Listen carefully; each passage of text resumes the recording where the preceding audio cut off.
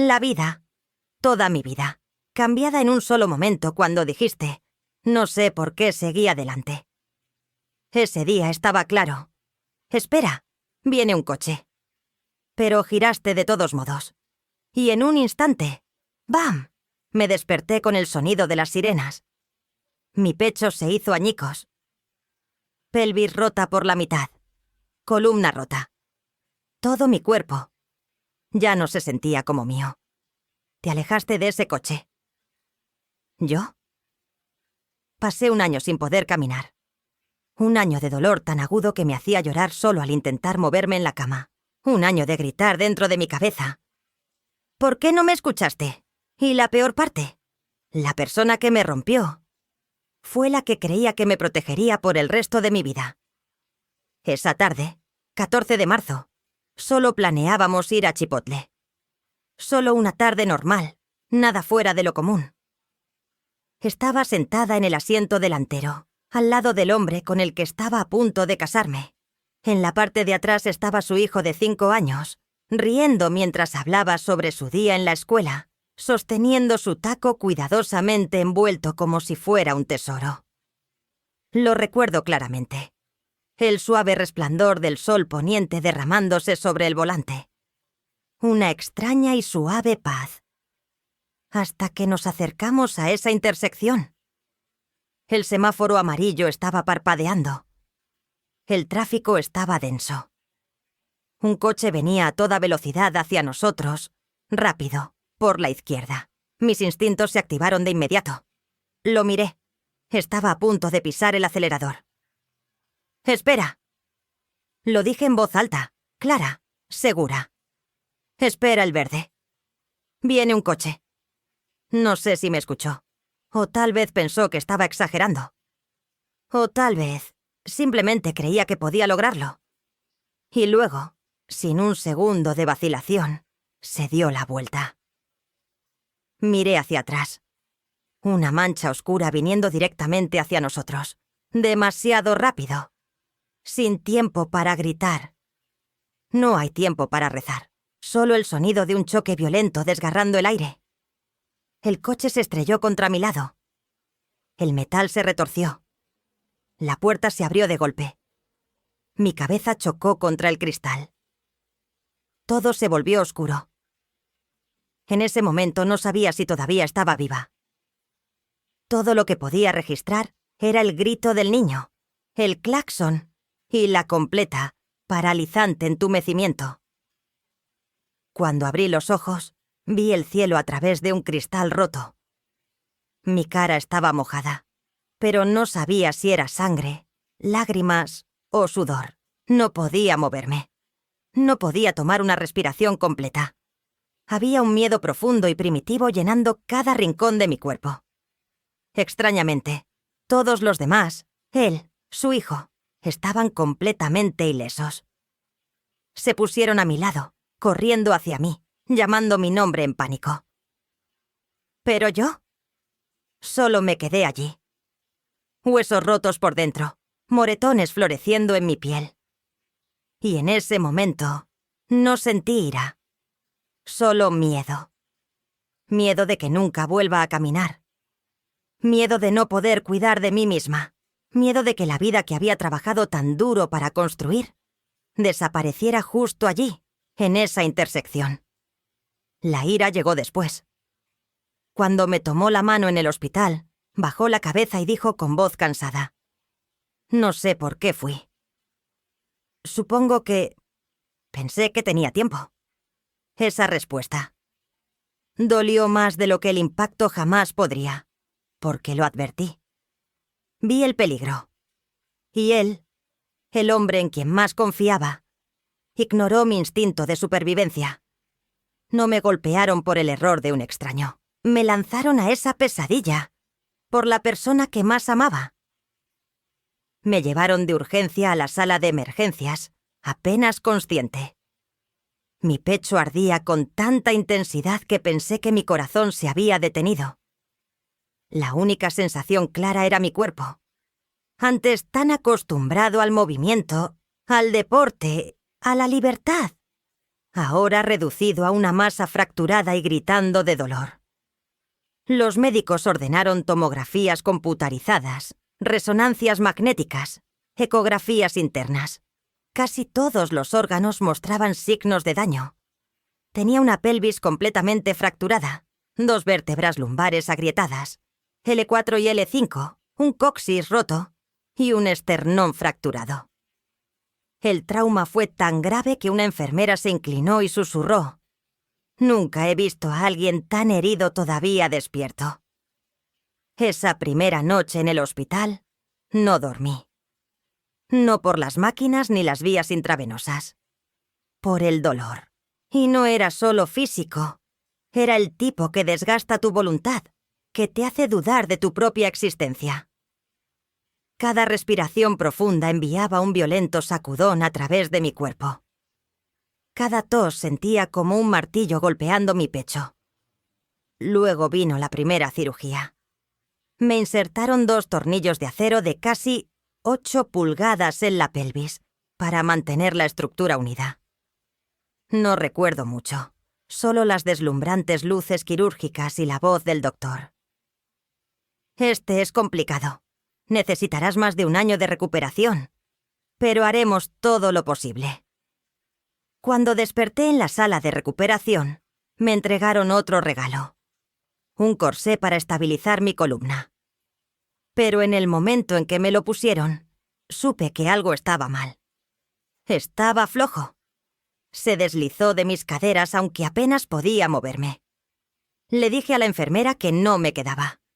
Ella solo asintió y dijo: «Probablemente lo midieron mal.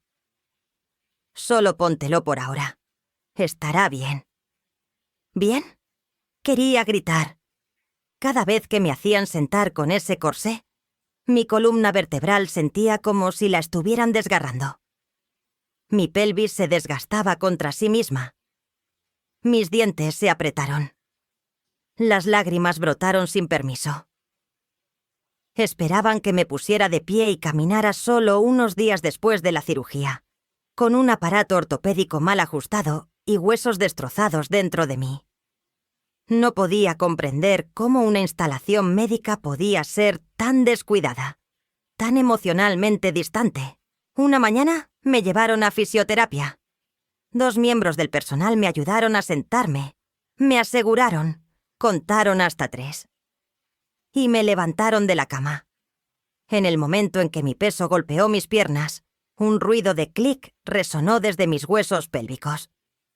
Me desmayé del dolor.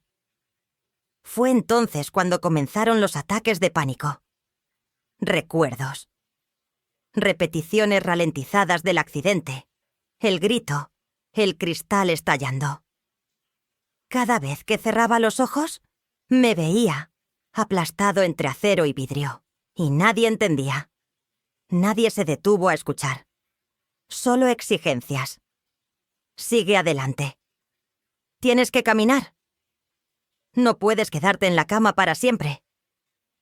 Pero, ¿cómo podría explicar que incluso girar mi cuerpo en la cama era una tortura? Ya no era humano. Era una máquina rota obligada a sobrevivir en un sistema frío y mecánico, que ni siquiera podía adivinar el tamaño correcto de un corsé para la espalda. Después de aproximadamente 1 semana en el hospital, llena de dolor implacable, aparatos ortopédicos mal ajustados y tratamientos sin compasión, fui trasladado a un centro de rehabilitación. Lo llamaron la fase de reconstrucción, pero para mí se sentía más como ser condenado a una prisión sin salida. No quería comer. No quería hablar. No quería bañarme. Sobre todo, no quería vivir así, de una persona independiente. Alguien que levantaba pesas, manejaba la vida por su cuenta, asistía a clases universitarias y salía a correr cada mañana. Me había convertido en alguien que ni siquiera podía darse la vuelta en la cama sin gritar de dolor. No podía usar el baño sin llamar a un extraño para que me ayudara. No podía sostener una cuchara para comer sopa sin que alguien guiara mi mano y mantuviera la bandeja cerca de mi boca. El dolor físico se había transformado ahora en humillación emocional. Recuerdo una tarde durante mi sesión de rehabilitación de la pierna derecha, una joven enfermera me preguntó amablemente: ¿puedes intentar girarte solo? Solo un poco. Observaremos con atención. Lo intenté. Realmente lo intenté. Pero en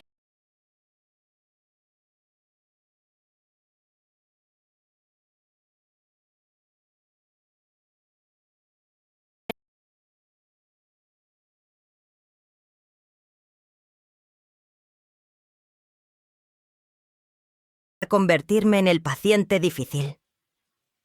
Pero, ¿cómo podría ser fuerte si incluso ajustar mi posición para dormir requería la ayuda de otra persona? Cada mañana era un shock. No por el dolor, sino por la abrumadora realización de mi impotencia, aferrándose a mí como una sombra no deseada. Siempre me había enorgullecido de mi independencia, y ahora me sentía sofocado por la dependencia. No porque quisiera, sino porque no tenía otra opción. El confinamiento no solo estaba en mi cuerpo, había tomado posesión de mi mente. Empecé a hundirme en una profunda depresión. Los visitantes, amigos y familiares, decían palabras familiares como: «Ánimo, todo estará bien. Eres fuerte, superarás esto. Esto es solo temporal». Pero no entendían. Nadie realmente entendía.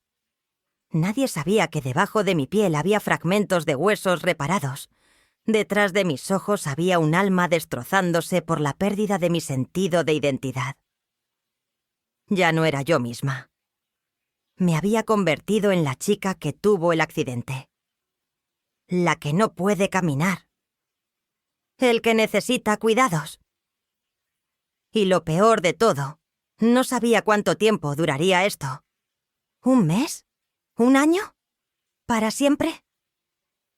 El doctor había dicho una vez: «Este es el segundo tipo de fractura más grave que hemos tratado. No se trata solo de huesos. Tu sistema nervioso, movilidad, psicología, todo se ve afectado». Y tenía razón. No podía dormir más de 3 horas seguidas. Las pesadillas seguían regresando. Veía los faros, escuchaba el choque, el grito de su hijo, y me despertaba empapado en sudor frío, con el corazón latiendo como un tambor, incapaz de distinguir el sueño de la realidad. Había perdido el sueño. Había perdido mi sentido de seguridad. Había perdido la fe en el futuro. Y aunque la gente seguía diciéndome que pensara positivamente, quería preguntar: ¿cómo puedes pensar positivamente cuando ni siquiera puedes ir al baño sola? ¿Cuando necesitas permiso para lavarte el pelo? ¿Cuándo debes rogarle a alguien que te seque las lágrimas porque no puedes sentarte por ti mismo? No solo estaba en dolor. Estaba luchando cada minuto para aferrarme a los últimos vestigios de mi dignidad. Hay una cosa que nunca imaginé que podría doler tanto. No los huesos rotos, no la humillación de ser dependiente, sino el momento en que me di cuenta de que todo lo que había trabajado tan duro para construir se había convertido en cenizas.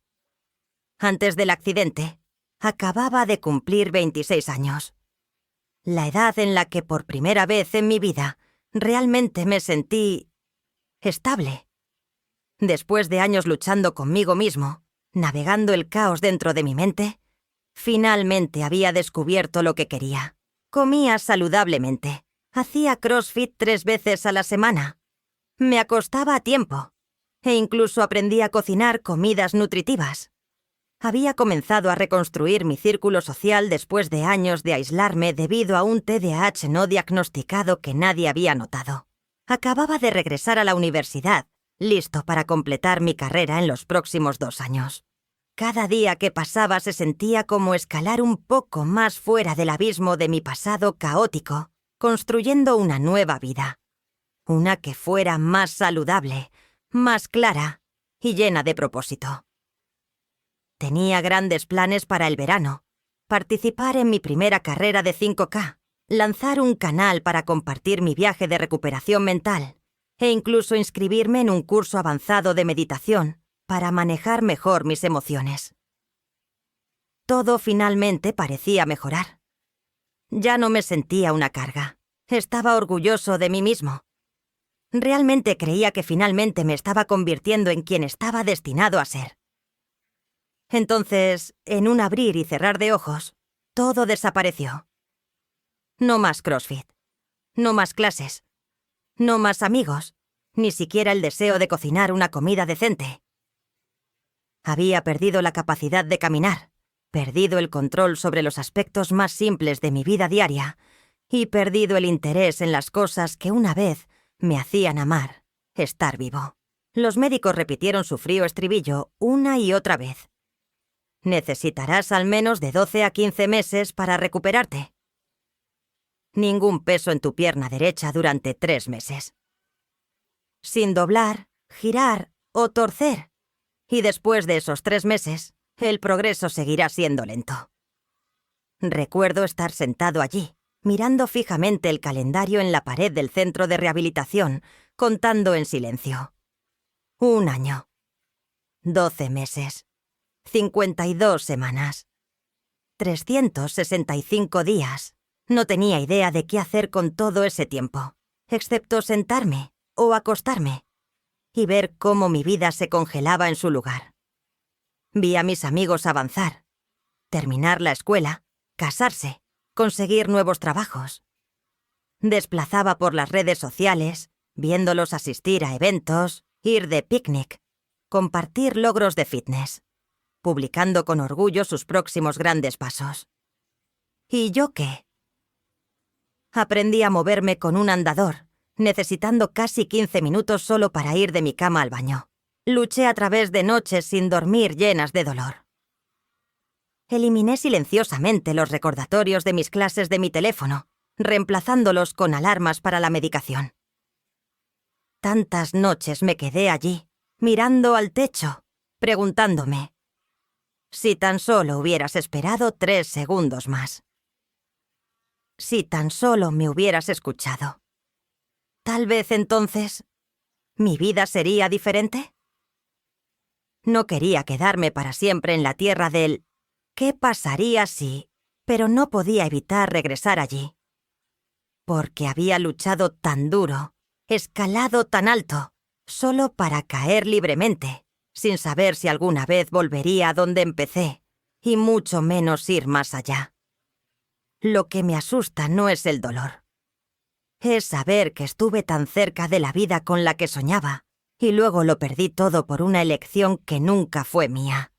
Sé que no lo hiciste intencionadamente. Sé que nunca quisiste que me lastimara, y sé que desde el accidente has hecho todo lo posible para cuidarme, llevándome a terapia, ayudándome a comer, masajeándome la espalda cada noche aunque estés agotado. Pero no importa cuán amable hayas sido, todavía estoy enojada contigo. Tan enojada que muchas noches me acuesto de espaldas, con los ojos cerrados con fuerza, los dedos aferrados a la manta solo para no romperme a llorar, porque hay una frase tuya que sigue resonando en mi cabeza, rascándome como una aguja, arrastrándose sobre una vieja cinta de casete. No sé por qué seguí adelante. Una frase sencilla. Pero para mí es un veredicto. Te lo advertí. Vi venir el coche. Dije claramente, «Espera». Viene un coche. Y tú, el que está al volante, el que sostiene el destino de los 3, ignoraste mi advertencia.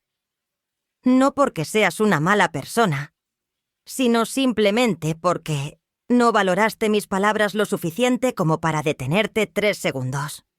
3 segundos. 1 año. Esa es la tasa de conversión de tu decisión. 3 segundos apresurados tuyos equivalen a 1 año de mi vida perdido. El dolor más profundo no es que cometiste un error. Es que te niegas a reconocer cómo subestimaste mi intuición y mis advertencias, las advertencias de alguien que está justo a tu lado. Y ahora, yo soy quien está pagando el precio. Mientras tanto, a pesar de tu tristeza y culpa, aún puedes ir a trabajar, llevar a nuestro hijo a la escuela, Caminar con tus propias 2 piernas. No puedo. Intenté hablar contigo una vez. Te pregunté, ¿en ese momento me escuchaste? Estuviste en silencio durante mucho tiempo. Entonces respondiste, pensé que lo lograría. No lo hice a propósito. Mi mente simplemente se quedó en blanco. Se quedó en blanco. Un hombre de 30 años, un padre, que había conducido por innumerables intersecciones antes, dejó que su mente se quedara en blanco, en una situación de vida o muerte. No estoy enojado porque seas imperfecto. Estoy enojado porque no tuviste suficiente cuidado mientras llevabas todo mi mundo en tu coche. Mi ira no es ruidosa, es silenciosa, se acumula y me hace sentir frío. Cada vez que intentas tocarme, me estremezco. Cada vez que dices «lo siento», me muerdo el labio hasta que sangra para evitar preguntarte «¿lo siento hará que vuelva a caminar?» Sé que estás cansado. Sé que te culpas todos los días. Pero tú sigues siendo el perdonado, mientras que yo soy quien debe soportar.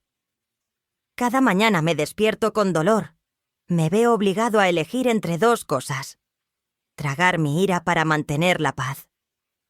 O desatarlo y destruir la relación en la que deposité mi mayor confianza. Y yo todavía no he decidido. Porque te amo. Pero también estoy sufriendo por tu culpa. Y es difícil amar a alguien cuando tu corazón aún no lo ha perdonado. No sé cuándo volveré a caminar normalmente. Quizás el próximo mes. Quizás el próximo año. O quizás nunca más como lo hacía antes. Pero sé una cosa. Todavía estoy aquí. Sigo respirando, sintiendo, escribiendo mi propia historia. Todavía tengo días llenos de lágrimas, dolor e impotencia. Pero entre esos días hay mañanas en las que puedo caminar hasta la sala de estar con muletas por mi cuenta. Noches en las que puedo darme la vuelta sin la ayuda de nadie. Momentos en los que me veo a mí misma. Rota, pero resiliente. Estoy reaprendiendo todo desde cero. Cómo pararme, cómo caminar, cómo confiar en los demás y cómo perdonar. No porque no tuvieras razón, sino porque no puedo avanzar si llevo la ira como una carga pesada todos los días. No perdonaré esa decisión apresurada, pero me perdonaré a mí mismo, por amar, por confiar, por esperar que alguien me entendiera en un abrir y cerrar de ojos. No dejaré que este accidente me defina como una víctima. Seré una sobreviviente. Alguien sanándose. Alguien reescribiendo su vida, incluso si eso significa escribir con manos temblorosas desde una cama de hospital. No quiero olvidar lo que pasó. Quiero recordar. Porque es prueba de que una vez lo perdí todo, y aún así elegí volver a levantarme. Tal vez me tome 1 año. Quizás 2. Pero prefiero pasar tiempo reconstruyendo desde cero que vivir para siempre en el arrepentimiento y el resentimiento. Mi vida puede estar rota, pero no estoy derrotado. Si estás en algún lugar, también en un viaje de recuperación, físico, emocional o espiritual, recuerda, no estamos solos. Y cada vez que eliges no rendirte, das un paso más hacia adelante, incluso si ese paso no es visible a simple vista. He perdido 1 año, pero no me perdí. He perdido a mí mismo. Y para mí, eso es suficiente para empezar de nuevo.